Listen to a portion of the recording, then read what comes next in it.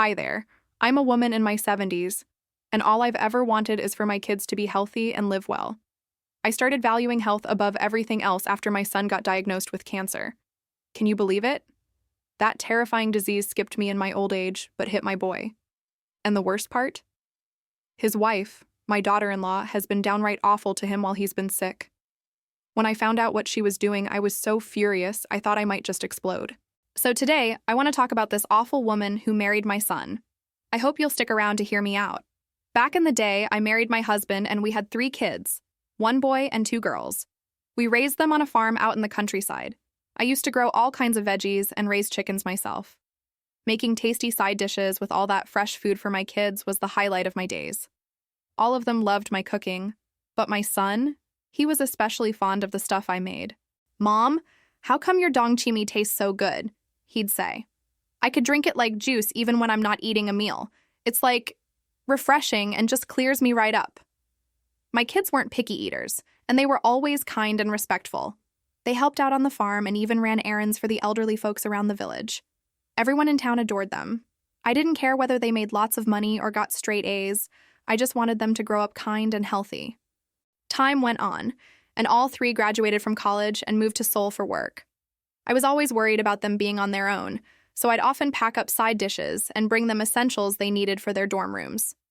One time, my son and daughters even treated us to a tour of the city. "Mom, that building's the 63 Tower. Look how tall it is. Isn't it crazy how they built something that high?" There are taller buildings now, but back then, that one felt massive. I'd spent my whole life in the country, so thanks to my kids, I finally got to see the big city. I still remember my first time seeing the Han River. I had no idea it was that wide. I figured it'd just be a bigger version of the local stream, but the other side was way far off. Anyway, while my husband and I stayed in the countryside, the kids built their own lives in the city. Among them, my son, let's call him Eric, now in his mid-30s, stood out as a really dedicated worker. I remember calling him once, and he just sounded so happy. "Mom, you wouldn't believe how much I'm enjoying work these days. I'm not even doing anything special, just working hard. But people notice, and it feels amazing." He even told me his boss pulled him aside to praise how passionate and reliable he was, even though he hadn't been with the company long. That made me so proud. Eric's promotions came fast, too. To celebrate one of them, he took the whole family out to a fancy restaurant. My daughters were so impressed. "Wow, Eric!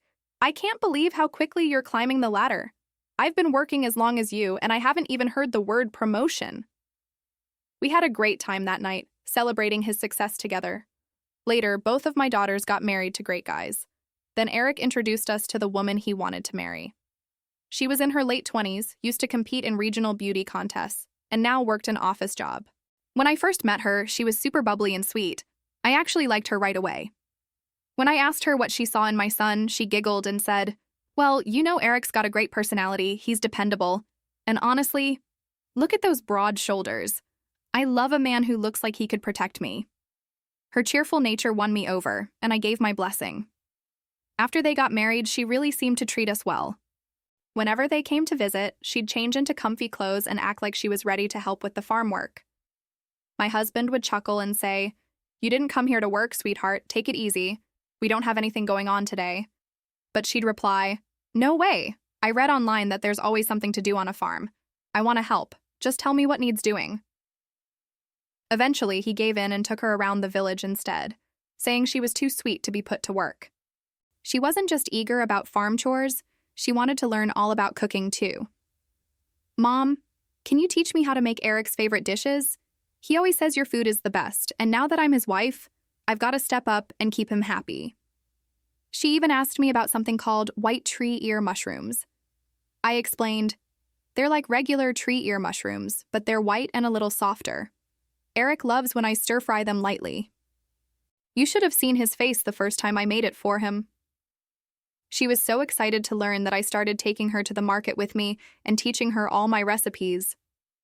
One day, she and Eric came over and noticed how sunburned our faces were from working in the field. She gave us face masks and even treated our calloused feet with warm water and exfoliators. "Mom," she said playfully, "didn't you know I used to be in beauty pageants? I know how to take care of skin." From now on, I'm going to help you glow. You're going to be pageant ready in no time. We all laughed, and honestly, I felt pampered for the first time in ages. Curious, I once asked her why she was always so sweet to us. She just smiled and said, "Because Eric treats my parents like gold. He's basically the son they never had. I just want to return the favor." Apparently, whenever Eric visited her parents in their rural town, he'd take them out for drives, help them get medical treatment in Seoul, and even treated her mom to a makeover before a reunion with old friends. Her mom told her she felt like a star that day. I felt proud of how Eric was handling both sides of the family, balancing everything so gracefully. My daughter-in-law, Amy, actually comes from a small town in Oregon. Every time Eric visits his parents on her side, he makes a point of taking them out for drives.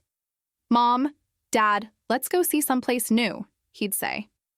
He always made sure they got a taste of the city's excitement, even though his own parents had spent their entire lives in the countryside. I remember one day he even took his folks to a big hospital in downtown to get the care they needed, just because they weren't feeling their best. They'd never seen anything like that before, and it seemed to lift their spirits a bit. But life in the city wasn't all smooth sailing. Even as Eric continued to impress everyone at work, climbing the ladder faster than we could have imagined, things started to go downhill at his company. One evening, I got a call from him. His voice sounded more deflated than usual. "Mom, the company's really struggling lately. They haven't even paid my salary this month," he said, his tone betraying the weight of the situation. He explained that the CEO had asked him to hang tight, blaming the company's financial troubles on the overall economic downturn. Despite his loyalty and hard work, the firm was teetering on the edge. While Eric was trying to stay optimistic and fight for the company he dedicated so much to, Amy wasn't having any of it. One afternoon, she called me and her voice was sharp with frustration. "Mom, you gotta tell me, why is Eric clinging to that sinking ship? If the company's falling apart, why isn't he cutting his losses and moving on?" she demanded. Amy was adamant that no matter how much the company had rewarded him before, it made no sense to stay when everything was going downhill. In her eyes, it wasn't just about loyalty, it was about protecting their family's future. I tried to explain that Eric felt a deep sense of duty, but she wasn't convinced. As if that wasn't enough, Amy's attitude began to spill over into everyday life at home. Despite the praise Eric had once received for being such a hard-working guy, she started criticizing every little detail. "Eric used to be so dependable, but now he's barely holding on," she'd snap during dinner. "And you know, I'm doing all this extra work around here, packing lunches, fixing up meals, making sure everything is just perfect, but it feels like I'm the only one pulling my weight." It hurt to hear her say that, especially when I knew how hard my son was working, even if his company was in trouble. Time passed, and the tension at home grew thicker. One day, after a long, grueling week, Eric decided to celebrate his recent promotion by treating the whole family to a nice dinner out. It was a rare moment of light, and for a while, the good memories of happier times resurfaced. My daughters raved about how fast Eric was moving up, and even Amy's tone softened as she smiled, if only briefly. But the fragile peace was short-lived. In the midst of all this, I kept busy trying to do my part. I'd cook up batches of my homemade side dishes, favorite recipes I'd perfected over the years. I knew that even if money or promotions meant nothing, good food had a way of making everything feel a little more right. I remember spending hours in the kitchen, whipping up Eric's favorite dish, tangy pickled radish soup, which he always said cleared his head after a hard day. I carefully wrapped the meals and sent them via courier straight to his apartment, hoping that the comfort of home-cooked food would brighten his days. Then came the moment that truly broke my heart. A few days after I'd shipped out one of my special care packages, I got an unexpected call from Eric. "Mom, the package you sent? It got returned to you," he said, his voice trembling with a mix of disbelief and hurt. I couldn't imagine why. I immediately reached out to Amy to ask what had happened. In a tone that was both curt and unapologetic, she replied, "Oh, I sent it back. I don't need all that extra fuss around here. Why do you keep sending this junk?" I was stunned. How could she just dismiss all that care and effort? I reminded her, "But Eric always says nothing beats your cooking, especially when he's not feeling well." Instead of understanding, she snapped back, "Look, if Eric won't eat what I prepare, then just stop sending more. I'm tired of the smell and the hassle. It's not like I'm asking for a gourmet meal every time. The words hit me like a ton of bricks. It wasn't just the returned package. It was the blatant disregard for everything my son had cherished over the years. Amy's coldness wasn't new, but this was the last straw. I couldn't help but feel that all the efforts, the celebrations, the drives around town, and all the love I'd poured into our family were being trampled over. Yet, even amidst the turmoil, I clung to the hope that Eric's steadfast nature would eventually lead him to make the right choices for himself. I sat for a long time staring at the returned package, my hands shaking with a mix of anger and sorrow. I knew that deep down my son's heart was breaking too, even if he didn't show it on the surface. I just wanted him to have the warmth of home, especially in these dark times, but Amy's actions were making it harder for him to feel that comfort. It's funny how life can twist in unexpected ways. One moment, you're celebrating promotions and future dreams, and the next, you're caught in a storm of misunderstandings and misplaced loyalties. I couldn't shake the feeling that things were about to change, and not for the better. Even as I tried to hold on to the good memories, the harsh reality of our situation was becoming more evident every day. A few days later, on a weekend, my husband and I decided to drive up to Eric's place. When we arrived, though, something felt off. Amy wasn't there. Only Eric and our grandkids were home. I asked, "Eric, where's Amy? I came by because I have something important to discuss with her." Eric just shrugged and said, "Oh, Mom, she went out to meet some friends. She said she'd be back tonight." I couldn't shake the feeling that things weren't adding up. I probed a little more, but Eric just lowered his head and remained silent. I kept pressing, and that's when our eldest grandchild, Lily, piped up in a small, trembling voice. "Grandma, can I tell you something? I overheard Amy saying some really mean things about you and Dad." I was taken aback. Lily continued. "She said that ever since she came into our lives, she's been treated like an outsider, and that she's tired of being forced to do everything for Eric's family. She even mentioned that Eric used to be so great, but now he isn't good enough." Hearing this from my sweet granddaughter broke my heart. I asked Eric again, and after a long silence, he confessed that Amy had been treating him terribly, yelling at him when he was sick, constantly complaining about his work situation, and even blaming him for all the family's financial troubles. That conversation ignited a storm of emotions inside me. I couldn't believe that someone I had once welcomed into our family could be so ungrateful and harsh. In a fit of anger and sorrow, I recalled all the times I had packed my homemade meals, carefully prepared with love, only to have them dismissed without a second thought. I thought about how I'd been trying to help him regain his strength during his battle with cancer by sending over dishes like tangy pickled radish soup and savory stir-fried mushrooms, dishes that always made him smile. Instead, Amy's cold actions had turned everything upside down. Later that evening, after a long, tearful talk with Eric, I couldn't help but replay every painful moment in my head.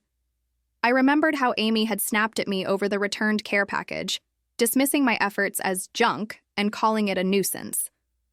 I felt utterly betrayed. In that moment, it seemed like every kind gesture I'd ever made was being trampled over by her indifference. The next day, my husband and I sat down with Eric trying to figure out what could be done.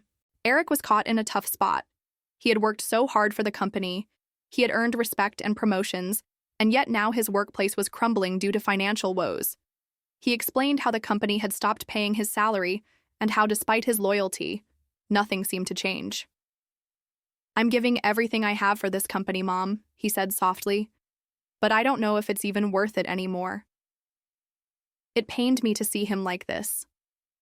I wanted to wrap him in a big hug and tell him it was okay to let go, but he was stubborn. In his eyes, loyalty to the company was not just a duty, it was a way of honoring all the opportunities he'd been given. But Amy just couldn't understand that. She kept insisting that if things were so bad, he should just walk away and start over, even if that meant abandoning everything he'd built. "You don't get paid on time, Eric. Why keep suffering for a dead-end job?" she'd say, her tone sharp and unyielding. As tensions mounted at home, the stress began to take its toll on Eric's health. I remember one particularly tough night when he called me, voice quivering with exhaustion and despair. "Mom, I can't sleep. I'm working 2 jobs now. I'm doing night shifts as a delivery driver while trying to cover for the company during the day. I'm running on fumes.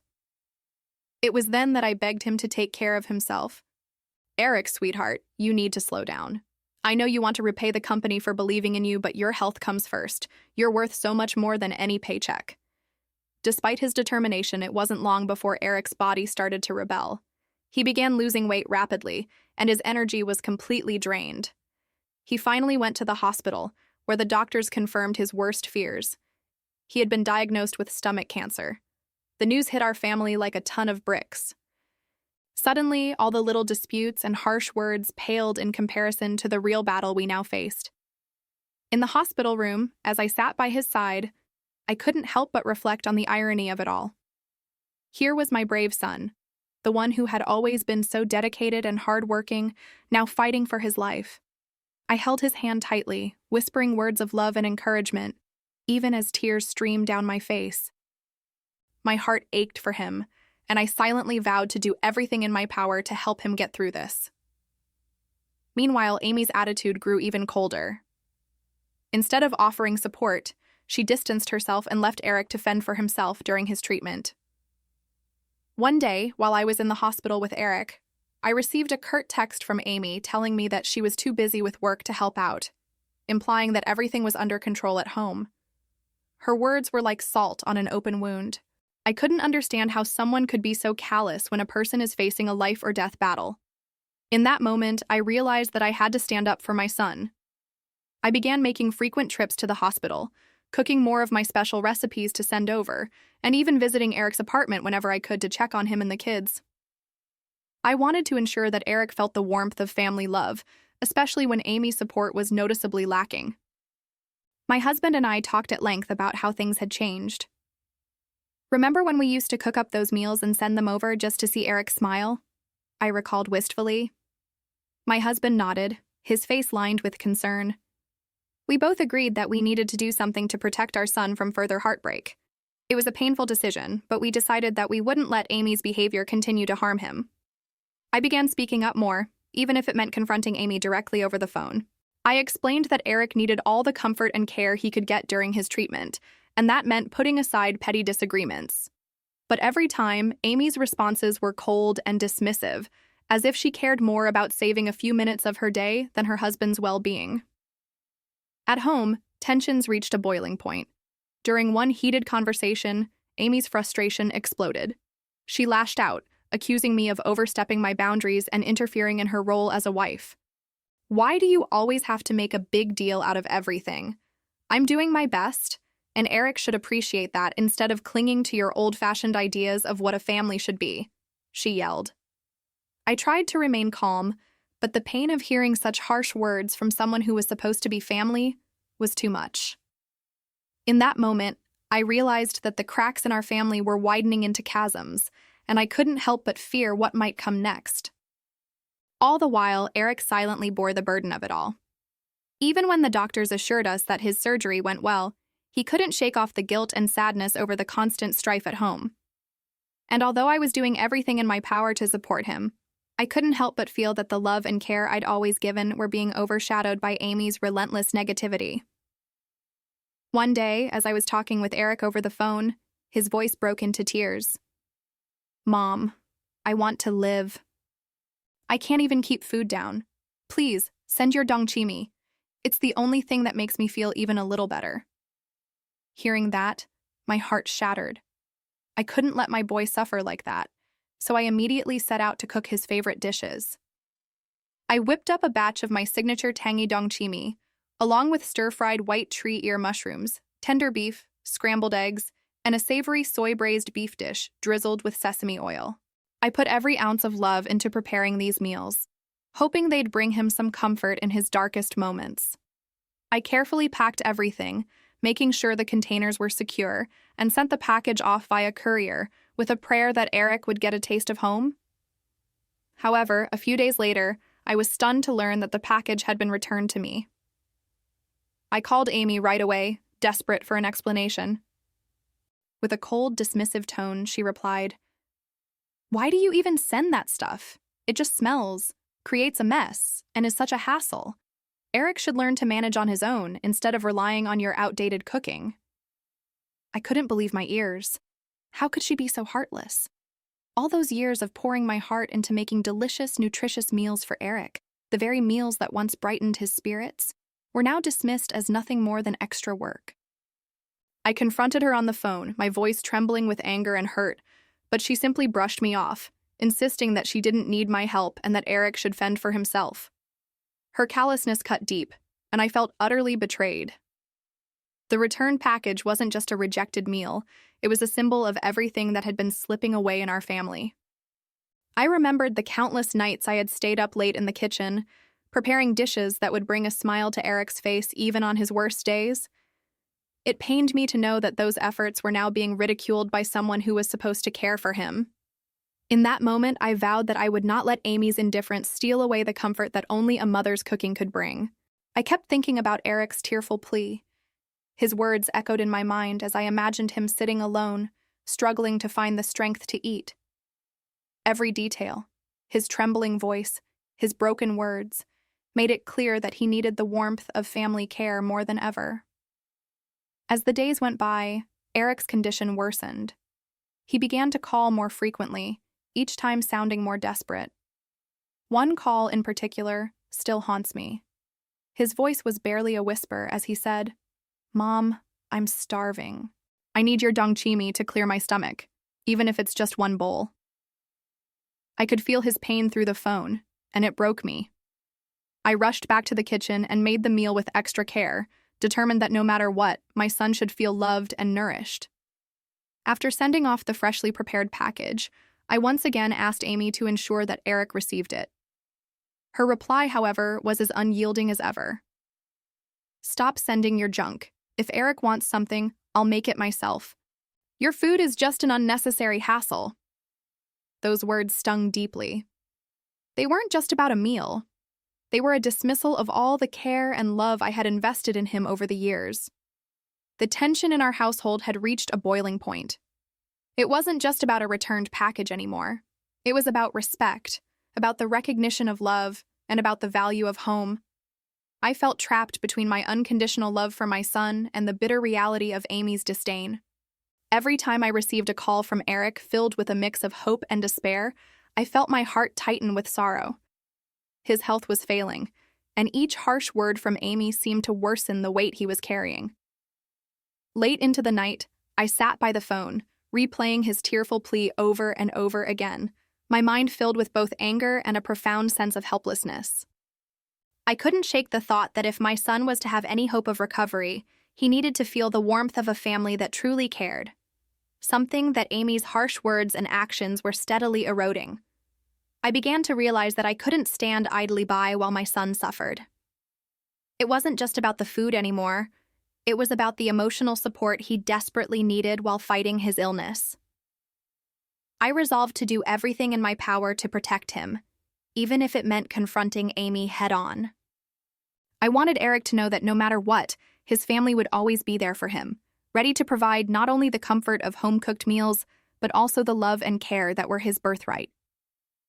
That night, as I stared at the returned package with trembling hands and a heavy heart, I made a promise to myself. I would keep fighting for Eric's happiness and health. I would continue to send him those meals that symbolized our family's love, and I would no longer tolerate Amy's unyielding neglect. Even if it meant a painful confrontation, I was determined to stand up for my son. In the aftermath of that fateful confrontation, everything came crashing down. Eric's health continued to decline, and it felt as if the family we once knew was irrevocably torn apart. One evening, when the hospital lights had dimmed and the corridors lay silent, Eric, exhausted and broken, finally spoke up on the phone. His voice, barely above a whisper, carried a tremor of resignation and sorrow. "Mom, I'm done. I can't keep living like this, trapped between my illness and the constant coldness at home. I feel completely alone." Hearing those words, my heart shattered. I desperately pleaded with him. "Eric, honey, don't do this. Remember how much you've overcome already. You're a fighter, and we all love you so much. You don't deserve to feel abandoned." But the pain in his voice told me that he'd reached his breaking point. That night, As I sat by my window looking out into the dark, quiet countryside, I couldn't help but replay every painful moment. The returned packages, the harsh words from Amy, and the echo of Eric's plea all mingled into a sorrowful melody that refused to fade. I thought about how I dedicated my life to making sure my children never went hungry, not just in body, but in spirit. I'd always believed that a mother's love, expressed through home-cooked meals and heartfelt care, could mend any wound. Now it felt like that very love was being rejected, leaving a void too deep to fill. Determined to make a change, I resolved that something had to be done, no matter how painful it might be. I reached out to Eric one more time, this time with a heavy heart and a resolve born of sheer desperation. "Eric," I said, voice trembling, "if you feel like you have no one on your side, then maybe it's time to make a choice. You deserve to be treated with respect and love. I can't keep watching you suffer, not when there's still hope." His silence on the other end spoke volumes. Days turned into weeks, and the tension at home escalated. The situation reached a boiling point during one chaotic evening when Eric's frustrations exploded. After another one of those long, tearful phone calls where he recounted his misery at work and the isolation at home, he finally said, "Mom, I've had enough. I can't keep enduring Amy's treatment any longer. I'm thinking about leaving her. I can't keep sacrificing my own well-being for a relationship that's only filled with constant criticism and neglect." Those words, as devastating as they were, seemed to mark a turning point. The thought of Eric ending his marriage and walking away from everything we'd built together was unbearable. Yet deep down, I knew that if he continued on this path, his health and spirit might crumble entirely. My husband and I held many long conversations about it. We recalled the days when our family used to laugh together, when Eric's bright smile lit up every room. Now, that light was dimming, and it pained us to see him suffer. Soon after, the inevitable happened. Eric, in a moment of raw honesty and desperate self-preservation, declared his intent to divorce Amy. He told me, "Mom, I can't go on like this. I need a fresh start, a chance to rebuild my life without constant judgment and bitterness. I'm done living in this toxic atmosphere." His voice, though laced with determination, was heavy with sadness. The decision wasn't made lightly, but it was clear that the damage had been done. Amy's relentless negativity and indifference had pushed him over the edge. In the days that followed, Eric's declaration sent shockwaves through our family. I remember the day clearly. My husband and I went to Eric's apartment, hoping to mediate a reconciliation, or at least to understand what was happening. Instead, we found a tense silence hanging in the air. Eric's eyes were filled with both regret and resolve as he explained, "I've done all I can to keep things together, but I'm at my limit. I'm divorcing Amy and I'm moving forward on my own." Even though it hurt, I couldn't help but feel a tinge of relief. Perhaps now, free from the constant conflict, Eric might finally have a chance to heal. As the divorce process unfolded, the atmosphere in our once close-knit family grew increasingly somber. I spent countless hours in the hospital with Eric, comforting him with my cooking and my gentle words. Every time he managed to take a bite of my signature tangy dongchimi or a spoonful of my savory beef stew, his eyes would light up with a fleeting moment of hope, a reminder of the home and the unconditional love that still existed. Slowly, Eric's strength began to return. Though his recovery was a hard and painful journey, he gradually started to regain some semblance of his old self. His focus shifted to his health and his future, and he even found a new job that valued his talents, one that didn't drain him physically or emotionally. His smile, though tentative at first, began to reappear, like the sun peeking through stormy clouds. Throughout all of this, I learned a harsh lesson about the fragility of family bonds and the importance of standing up for the ones you love. Even when the world seems cold and unyielding, sometimes all it takes is a little warmth from home, a warm meal, a gentle word, a reminder that you're not alone. And while the scars of those bitter days would never entirely fade, I clung to the hope that Eric's future would be brighter, a future built on respect, love, and the simple, enduring comfort of a mother's care. In the end, I realized that even amidst heartbreak and betrayal, love perseveres. I vowed that from that day forward, I'd never let anyone or anything diminish the power of our family's bond. No matter how hard the road might be, I'd always be there for my son, ready to send a package filled with love, care, and all the flavors of home.